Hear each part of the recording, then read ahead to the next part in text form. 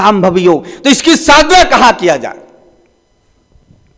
इसकी साधना करी कैसे जाए, सांभवी का, इस प्रकृति को उपासना कैसे की जाए, इस प्रकृति का साधना को करके आत्मास्थित कैसे हुआ जाए। तो देखो सारा संसार प्रकृति है। देखो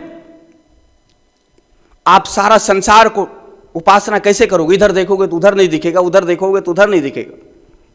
तो फिर देखना पड़ेगा जो जो सारा संसार में है, आखिर सारा संसार बना है किससे, पंच तत्व से। पंच तत्व से यह सारा संसार बना। तो कहीं एक जगह देखा जाए वह पंच तत्व है कहां, तो आप देखोगे आपका शरीर पंच तत्व है। यानी जो सारा संसार में है वह आपके शरीर में है। यानी पकड़ में आ गया, पूरा समुंदर को उठा के लाने की जरूरत नहीं है। एक बूंद समुंदर का लेकर आ जाओ, समुंदर की परिभाषा आ जाएगी।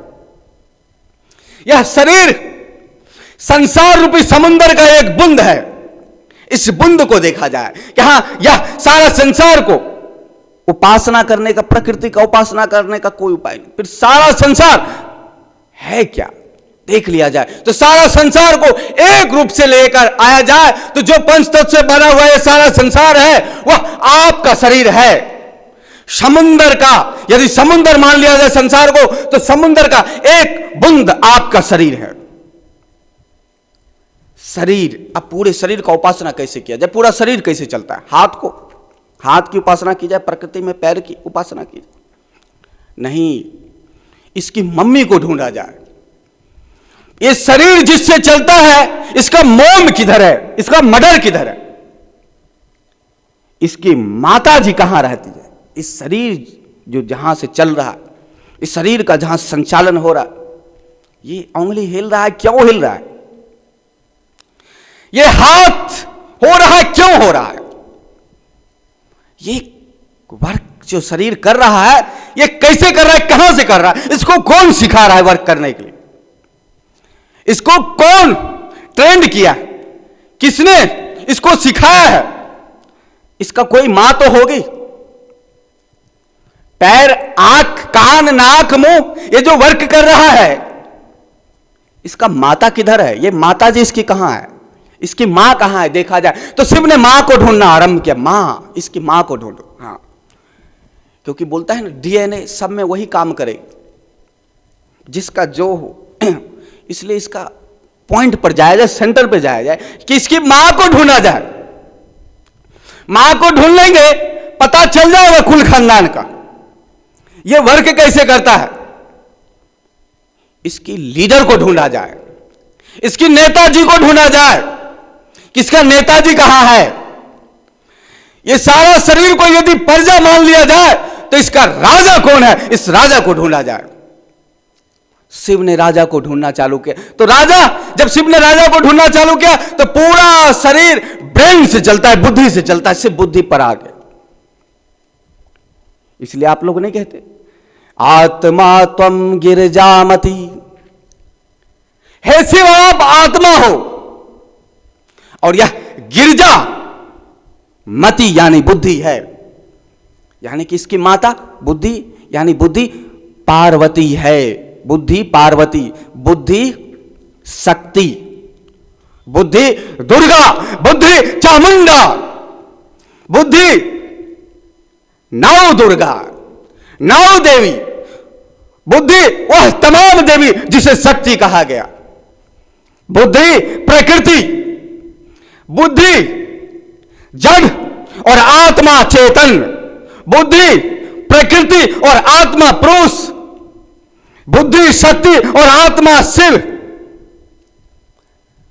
शिव को पता चला ओह इसकी मां बुद्धि है, ये शरीर पूरा बुद्धि से चलता है।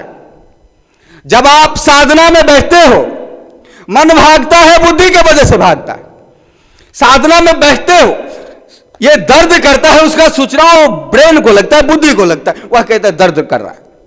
यानी जब आप साधना में बैठते हो तो आपको हैरान बुद्धि कर रहा है, यह शिव को पता चला बुद्धि, यानी कि बुद्धि की साधना की जाए, बुद्धि की साधना की जाए।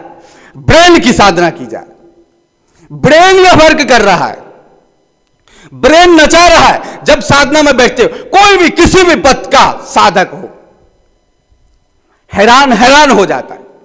हैरान कौन कर रहा है? आप तो यहां बैठे, आपका शरीर वहां नहीं गया और शरीर में तमाम प्रकार के हलचल चालू रहता है। क्यों? बुद्धि के वजह से। शिव बैठे बैठे सोचते, ओ बुद्धि यानी अब तक शिव साधना करते थे, अब सांभवी साधना किया जाए। शिव को सांभवी का पता चला, यानी बुद्धि शक्ति आत्मा शिव, बुद्धि सांभवी और आत्मा शंभु। शंभु ने सांभवी क्रिया का आरंभ किया, शंभु ने संभवी क्रिया का शुरुआत कर दी। क्या उन्हें पता चला कि हां बुद्धि हैरान करता है, इसलिए अब हमें भांत भांत के साधना करने की जरूरत नहीं। अब यदि हमें कुछ साधना किया जाए तो हमें क्या किया जाए? साधना हमें बुद्धि पर ही फोकस किया जाए।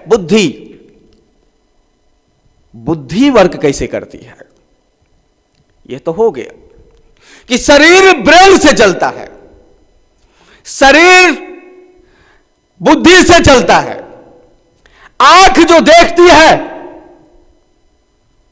उसको ब्रेन कंट्रोल करता है, कान जो सुनती है उसको ब्रेन कंट्रोल करता है। फिर ब्रेन कैसे चलता है? मांस का लोथरा ब्रेन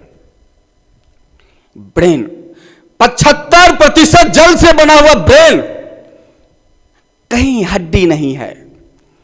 चाकू घुसेड़ दो, कोई दर्द नहीं। कमाल का है ये सांभवी। जब कोई मर जाए व्यक्ति, चाकू घुसेरो, काटो उसको टुकड़े टुकड़े, कोई फर्क नहीं पड़ता। और जब उसमें चेतन थी, जागृति थी, एक चींटी भर काटो, गाली देने लग जाता है। अब वो मर गया तो चाकू घुसेड़ दो, कोई कुछ नहीं कह रहा। मान सम्मान आदि का कोई खतरा नहीं। ये तो ब्रेन भी कमाल का चीज, पूरे शरीर को नचाता रहता है, लेकिन स्वयं में उसको कुछ दर्द नहीं। जब आप साधना में बैठते हो तो आपका घुटना दर्द कर रहा है, जब साधना में बैठते हो तो कमर दुखने लग जाता है, जब साधना में बैठते हो तो नींद आने लगता है। पर ये सबको जो चला रहा है उस ब्रेन को कुछ नहीं।